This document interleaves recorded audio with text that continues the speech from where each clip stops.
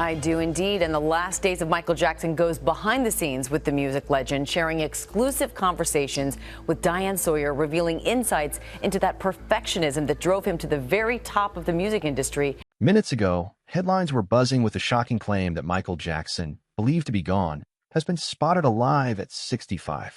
Growing up with his father's strict rules and his mother's kind care, Michael's early life was a blend of tough discipline and loving family moments. Could this tough upbringing help explain the shocking news that would later emerge about Michael Jackson? As we deal with the shocking news of his strange sighting, stay with us as we reveal the truth behind this incredible story. Michael Jackson grew up in a very strict household. His father, Joe, was a disciplinarian who often used a belt to maintain order. His mother, Catherine, contrasted this with her kindness and warmth. Musically gifted and originally dreaming of a country singing career, she instead focused on supporting her family through a part-time job at Sears and dedicated herself to her religious beliefs. Life at home was a mix of lively moments with his brothers and sisters and the deep sadness of losing his baby brother, Brandon. One day, a mysterious letter arrived at Michael's door. It had a warning that could reveal big secrets from his past. In 1965, things began to change when Michael became a lead singer in the group, alongside his brother Jermaine. The band, now called the Jackson 5, started to get noticed in local talent shows. Picture Michael, still just a kid, singing and dancing to songs like Barefootin' and My Girl, and winning over crowds with his talent. This was the moment when music became more than just a hobby. It became a serious career path for him. But the challenges didn't stop there. From 1966 to 1968, the Jackson 5 toured on what was known as the Chitlin Circuit, opening for famous acts like Sam and Dave and Gladys Knight. These shows weren't easy, and they played in some rough venues, but it helped them grow as performers. One of their biggest moments came in 1967 when they won an amateur night competition at the famous Apollo Theater in Harlem. The excitement of that victory opened up more doors for the group, and they recorded their first single, Big Boy, soon after they returned home to Gary, Indiana. Just when things seemed to be improving, another turning point came. In 1968, after signing with Steel Town Records, the group caught the attention of Bobby Taylor from Bobby Taylor and the Vancouvers, who introduced them to Motown Records. This was the big break they had been hoping for. The whole family moved to Los Angeles, knowing they were on the verge of becoming stars. Motown had big plans for them, and Diana Ross was chosen to introduce the Jackson 5 to the world. The crowd was immediately drawn to Michael, and it was clear that something special was happening. Shortly after, the group started releasing hit songs one after another. By January 1970, their song I Want You Back hit #1 on the U.S. Billboard Hot 100.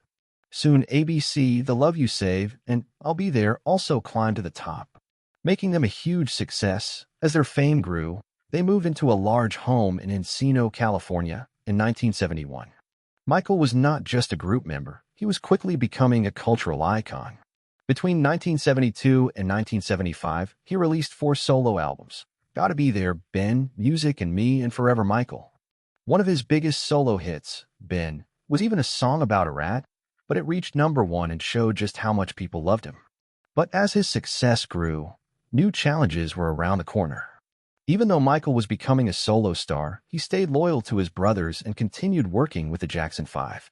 They kept creating new music that reached people all over the world, and Michael was always trying new things. One of his most famous moments came during a performance of Dancing Machine on Soul Train, where his robotic dance moves stunned the audience and became a cultural hit. But the group felt trapped by Motown's strict rules, and in 1975, they decided to leave the label. They signed with Epic Records, changed their name to the Jacksons, and added their younger brother, Randy, to the group. Jermaine, however, stayed with Motown for his solo career. The Jacksons went on world tours and released 6 more albums between 1976 and 1984. During this time, Michael became the group's main songwriter, creating hits like Shake Your Body Down to the Ground and Can You Feel It? In 1977, Michael took a big step and moved to New York City to play the Scarecrow in The Wiz, a film with Diana Ross. Even though the movie didn't do well at the box office, it led to Michael meeting Quincy Jones, who would help him create some of his greatest music. Now that we know his beginnings, let's see how Michael soared to fame. From studio sounds to superstardom, while living in New York, Michael became interested in the growing hip-hop culture, especially through his time at Studio 54, a famous nightclub. This new influence started to show up in his music. Around this time in 1978, he also had his first nose surgery, beginning a long and complicated journey with changing his appearance. Then, in 1979, Michael released the album Off the Wall, which truly marked the moment he transitioned from a teen idol to a global superstar. The album mixed pop, soul, and funk and included 4 top 10 hits in the US like Don't Stop Till You Get Enough and Rock With You. It went on to sell more than 20 million copies around the world. In 1980, Michael won 3 American Music Awards, including Favorite Soul/R&B Album, and even a Grammy for Best Male R&B Vocal Performance for Don't Stop Till You Get Enough. But Michael wasn't satisfied yet. He wanted more. By 1980, he had already secured the highest royalty rate in the music industry, earning 37% of the wholesale profits from his albums. This move proved just how powerful and determined he was to reach the top. Yet, this was only the start of his journey to take over the music world. But what really made Michael Jackson's Thriller so special in the 1980s wasn't just the music. Picture Michael in a dazzling jacket and wearing just one sparkling white glove. This image, from his performance at the Motown 25 celebration, would become one of the most unforgettable moments in music history. And this was just one of the many iconic moments that were still to come. Between 1981 and 1983, he worked with Freddie Mercury from Queen. Together, they made songs like State of Shock, Victory, and There Must Be More to Life Than This. These songs were supposed to be part of a duet album, but things took a strange turn. Freddie was shocked when he brought a llama into the studio. This, along with some disagreements about how they live their lives, delayed There Must Be More to Life Than This until 2014. On the other hand, State of Shock ended up on the Jacksons' Victory album, but with Mick Jagger instead of Freddie. Now, let's jump to 1982, key year in his career. He started by working on the audiobook for E.T. the Extraterrestrial with the song Someone in the Dark. But the big moment came with the release of Thriller. This album didn't just do well. It became the best-selling album of all time, with about 70 million copies sold worldwide. It stayed on the Billboard 200 chart for 37 weeks and in the top 10 for 80 weeks straight. It was also the first album to have 7 songs in the Billboard Hot 100's top 10, including hits like Billie Jean, Beat It, and Wanna Be Startin' Something. After all this success, it made you wonder, what could possibly be next? Another big moment came with his performance on the Motown 25 show on March 25, 1983. He reunited with his brothers for a live show on NBC, which aired on May 16th to 47 million viewers. This is where he first did the moonwalk during Billie Jean, a move that wowed millions and even earned him his first Emmy nomination. At the 26 Grammy Awards, Thriller stole the spotlight, winning 8 Grammys. He still holds the record for that along with Santana. He and Quincy Jones were named Producers of the Year, and the album won Album of the Year. Beat It got Record of the Year and Best Rock Vocal Performance, while Billie Jean took home 2 Grammys for Best R&B Song and Best R&B Vocal Performance. A lot of this was thanks to Bruce Sweetian's amazing work as the engineer. But that wasn't all. At the 11th American Music Awards, he won 8 more awards and became the youngest person ever to win the Award of Merit. He also won in the Favorite Male Artist category for both Soul/R&B and Pop/Rock. Beat It and Thriller were favorites in the video and singles categories too. The music video for Thriller changed music videos forever. It showed him dancing with zombies, and it felt more like a short film than just a video. This helped boost album sales and even won a Grammy for Best Music Video, long form. At this point, he wasn't just a pop star. He was a global icon. Time magazine even called him a one-man rescue team for the music business, breaking down barriers of taste, style, and race. As the New York Times put it, when it came to pop music, there was him, and then there was everyone else. But this wasn't the end of his success. He received $1.5 million from a legal settlement with Grossman Burns Center, which named a Burns Center after him. His work with Pepsi didn't stop either. In the late 80s, he signed another deal with Pepsi, this time for $10 million. The deal covered 20 countries and helped fund his Bad album and worldwide tour. His influence on music and culture just kept growing. He became a big name in advertising, working with popular brands like LA Gear, Suzuki, and Sony. But it was his partnership with Pepsi that brought him the most financial success. In 1984, he went on the Victory Tour with his brothers. This tour attracted more than 2 million people across the United States and was a huge success. However, it was also a turning point. During the final show at Dodger Stadium, he shocked everyone by announcing that it would be his last tour with his brothers, as he wanted to focus on his solo career. With fame at its peak, Michael faces new hurdles and keeps making his mark. Michael faces challenges, but keeps winning. In 1985, another big moment came when he teamed up with Lionel Richie to write We Are the World. The song was made for charity, and it wasn't just a hit on the charts. It sparked a global movement and raised $63 million to help people suffering from famine in Africa and the U.S. The song broke records, selling 20 million copies, and won 4 Grammy Awards, including Song of the Year. But that wasn't all he was doing at the time. Under the advice of Paul McCartney, he learned about the importance of owning song rights and started buying music catalogs. By 1985, he made a big move by buying the ATV Music Publishing catalog for $475 million, which included most of the Beatles' songs. This made him a major player in the music industry. His personal life started gaining attention, especially because his skin color was changing. Originally medium brown, his skin began to lighten, and this led to a lot of media gossip. People started wondering if he was doing this on purpose, but in 1983, his dermatologist, Dr. Arnold Klein, explained that he had a skin disorder called vitiligo, which causes loss of skin color. He was also diagnosed with discoid lupus around that time. By 1986, the vitiligo was more noticeable, and he began using makeup and possibly creams to even out his skin tone.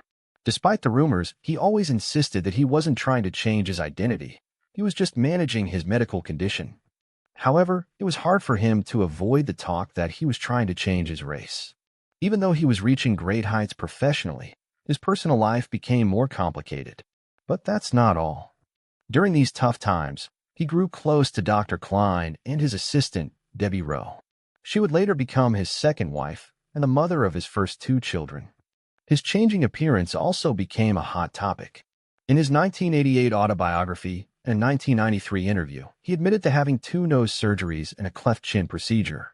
He also said he was trying to stay slim for his dancing career. Yet, his personal struggles continued to be a subject of public fascination and scrutiny. Rumors continued to swirl about more cosmetic surgeries and possible anorexia, as he often looked very thin and sometimes dizzy. After his death, his mother said that his first surgeries were meant to help with his skin condition, and he didn't want to feel insecure.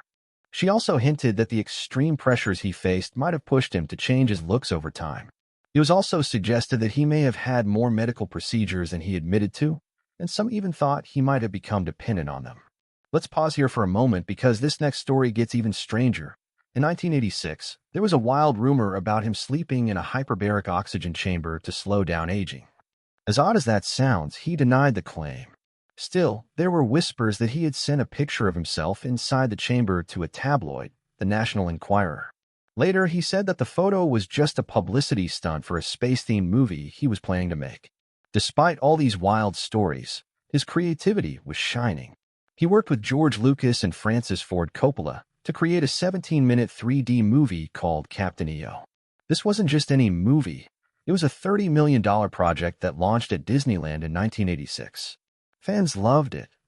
Even though it was discontinued in the late 1990s, it came back after his death and continued to be a hit with fans.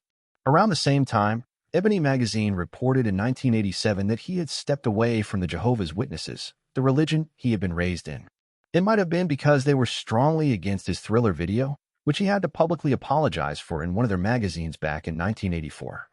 But in a 2001 interview, he said he was still part of the faith, leaving people confused about where he really stood on the matter. Now let's talk about his music career during this time. In 1987, he released Bad, his first album in 5 years, and the excitement was huge. And it didn't disappoint.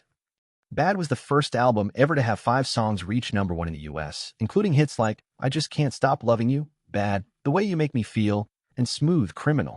The album was a massive success, winning several Grammys and American Music Awards. It topped the charts in 25 countries, and by 2012, Bad had sold between 30 and 45 million copies worldwide. The Bad World Tour, which ran from September 1987 to January 1989, was also a huge hit. In Japan, he made history by selling out 14 concerts and drawing in 570,000 fans. In the UK, he set another record by selling out 7 shows at Wembley Stadium, pulling in 54,000 fans per show. This achievement earned him a spot in the Guinness World Records. But this wasn't all. In 1988, he told his life story in the autobiography Moonwalk, where he talked about his childhood, his time with the Jackson 5, and the struggles he faced.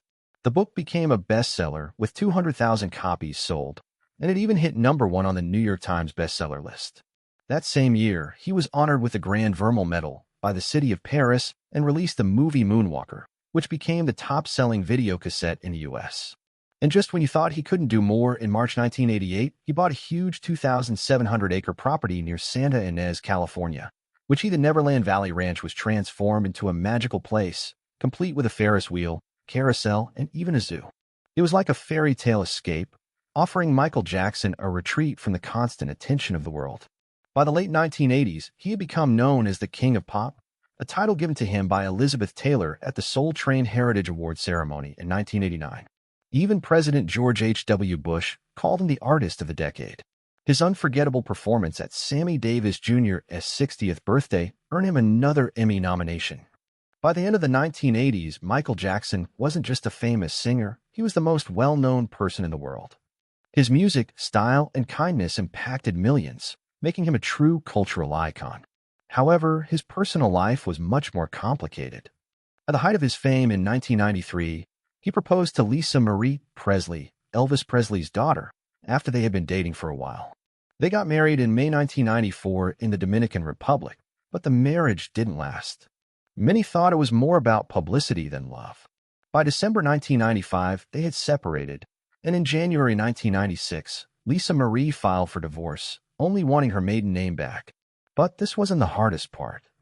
Even though his personal life was tough, Michael Jackson kept pushing the limits in the music world. He even worked on the video game Sonic the Hedgehog 3 for the Sega Genesis. In June 1995, he made a big comeback with his double album History, Past, Present, and Future Book-Eye.